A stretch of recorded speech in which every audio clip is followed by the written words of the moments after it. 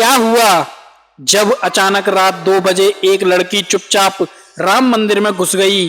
फिर जो चमत्कार हुआ उसे देखकर सभी लोगों के रोंगटे खड़े हो गए। अयोध्या में राम मंदिर की प्राण प्रतिष्ठा से पहले और बाद में कई सारे चमत्कार देखने को मिले, जिससे यह साबित होता है कि सनातन ही सत्य है। उस समय कई जगहों पर गिद्धों का दिखना, कई जगहों पर भालू का प्रकट होना, प्रभु श्री राम की मूर्ति के साथ वानर का चलना और साथ ही साथ मंदिर के गर्भगृह में वानर की मौजूदगी और ऐसे बड़े चमत्कार राम मंदिर में देखे गए, जो साक्षात ऐसे प्रमाण देते हैं कि सच में कोई ऐसी अद्भुत शक्ति है जो संसार को चला रही है। लेकिन दोस्तों, दिल्ली में रहने वाले उमेश और सीमा नाम के दो पति पत्नी के साथ 24 जनवरी के दिन अयोध्या में जो हुआ उसे जानकर आपके रोंगटे खड़े हो जाएंगे। नमस्कार दोस्तों, स्वागत है हमारे YouTube चैनल के स्टोरी टेलिंग पर। और अभी तक चैनल को सब्सक्राइब नहीं किया है तो प्लीज सब्सक्राइब कर लें। 22 जनवरी 2024 को रामलला की प्राण प्रतिष्ठा हुई। जिस मूर्तिकार ने इस मूर्ति को बनाया उसका कहना था कि प्राण प्रतिष्ठा के बाद मूर्ति के भाव बदल गए हैं, मानो मूर्ति के अंदर प्राण आ गए हों। इसीलिए हिंदू धर्म में प्राण प्रतिष्ठा का महत्व होता है। इससे एक बात तो साबित हो गई है कि अयोध्या में रामलला विराजमान हो गए हैं। उमेश और सीमा राम मंदिर जाना चाहते थे क्योंकि उनके पिता भी एक बहुत बड़े राम भक्त थे और अयोध्या में राम मंदिर निर्माण के लिए सेवा की थी। उनके पिता राम मंदिर को अपनी आंखों से नहीं देख पाए, लेकिन वे अपने पिता की एक तस्वीर हाथ में लेकर अपने पति और 12 साल की बच्ची के साथ दिल्ली से अयोध्या निकल गई। जब वे अयोध्या पहुंचे तो वाकई में अयोध्या का नजारा देखने लायक था। रेलवे स्टेशन पहुंचकर उन्हें महसूस हो रहा था कि मानो कोई देवनगरी में आ गए हों, क्योंकि त्रेता युग में अयोध्या को देवताओं का नगर कहा जाता था। ऐसा कहते हैं जब भगवान विष्णु ने प्रभु श्री राम रूप में अवतार लिया तो कई देवता उनकी प्रजा बनकर अयोध्या में जन्मे थे और उनकी लीला को अपनी आंखों से देखा। जब प्रभु श्री राम सरयू नदी में समाहित हो गए तब सभी नगरवासी भी सरयू नदी में समाहित हो गए, क्योंकि वे भी सभी देवी देवता ही तो थे। जब उमेश और सीमा ने अयोध्या नगर की भव्यता को देखा तो उनके भी होश उड़ गए, क्योंकि यह कोई सामान्य बात नहीं थी। इससे पता चलता है कि भारत में मंदिरों का कितना महत्व है। अगर किसी स्थान पर भव्य मंदिर का निर्माण होता है तो वह शहर की प्रगति को साथ लेकर आता है, कई लोगों को रोजगार दिलाता है। ऐसे ही अयोध्या में श्री राम मंदिर का निर्माण हुआ था, वैसे ही वहां प्रगति साफ तौर पर दिख रही थी। लेकिन जब उमेश और सीमा अपनी 12 साल की बच्ची के साथ राम मंदिर पहुंचे तब वहां पर बहुत ज्यादा भीड़ थी।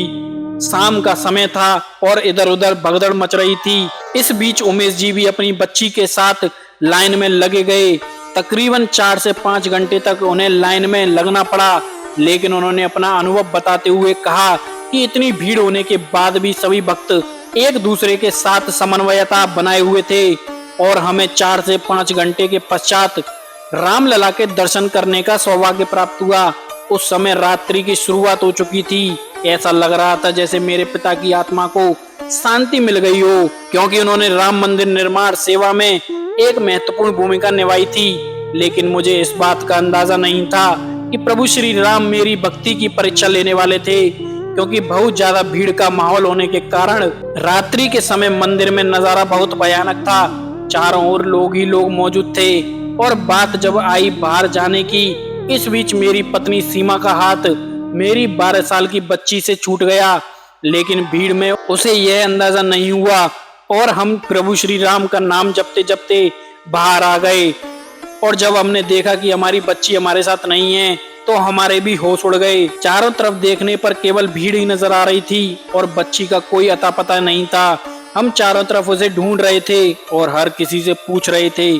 कई लोगों को हमने उसका फोटो भी दिखाया, लेकिन किसी को कोई कुछ नहीं पता था और उसको ढूंढते ढूंढते हमको तकरीबन 12 बज गए, लेकिन हम हमारी बेटी का कोई पता नहीं चल पाया था। ढूंढते ढूंढते हम हनुमानगढ़ी मंदिर पहुंच गए, जो कि अयोध्या से 1 से 1.5 किलोमीटर की दूरी पर स्थित है। जब हम वहां पहुंचे तो हमने हनुमान जी से प्रार्थना की, आपने श्री राम भगवान के लिए मुख्य भूमिका निभाई थी, आज हम भी रामलला के दर्शन करने आए हैं, लेकिन हमारी बेटी कहीं लापता हो गई है। कुछ देर तक हमने हनुमानगढ़ी मंदिर में बैठकर ही रोते रहे। ना कोई हमें सहारा देने वाला था, ना कोई आंसू पोंछने वाला, लेकिन एक विश्वास था कि संकट मोचन हमारी जरूर मदद करेंगे। तभी उसी समय वहां ऐसा चमत्कार हुआ जिसकी हमने कल्पना नहीं की थी। हनुमानगढ़ी क्षेत्र में हमें एक बंदर दिखाई दिया जिसका मुख लाल था और वह हाथ में रूमाल था। जब हमने उसे रूमाल को ध्यान से देखा तो वह रूमाल हमारी बेटी हर्षिता का था। लेकिन सवाल यह था कि वह रूमाल उस बंदर के पास कैसे आया। उमेश और सीमा के रोंगटे खड़े हो गए। वह उसे हनुमान जी का संकेत मान रहे थे। जिसके बाद उन्होंने बंदर का पीछा शुरू कर दिया। देखते ही देखते उन्होंने 2 किलोमीटर का सफर तय कर लिया और वह फिर से राम मंदिर के दरवाजे पर पहुंच गए।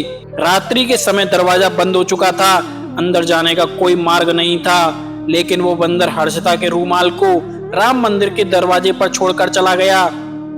ऐसा लग रहा था कि उनकी बच्ची मंदिर के अंदर मौजूद हो। वह सुबह का इंतजार करने लगे और सुबह उमेश और सीमा ने जो देखा उससे उनके रोंगटे खड़े हो गए। मंदिर के अंदर पुजारी उस बच्ची को लेकर खड़े हुए थे। उनका कहना था कि यह बच्ची शायद रात्रि से यहाँ मौजूद है। ऐसा लग रहा था कि मानो रामलला खुद उस लड़की के साथ खेल रहे हों और वहाँ एक बंदर भी मौजूद था। तो दोस्तों, यह थी श्री राम का चमत्कार। आज की वीडियो में सिर्फ इतना ही। आशा करता हूँ यह वीडियो आपको पसंद आई होगी।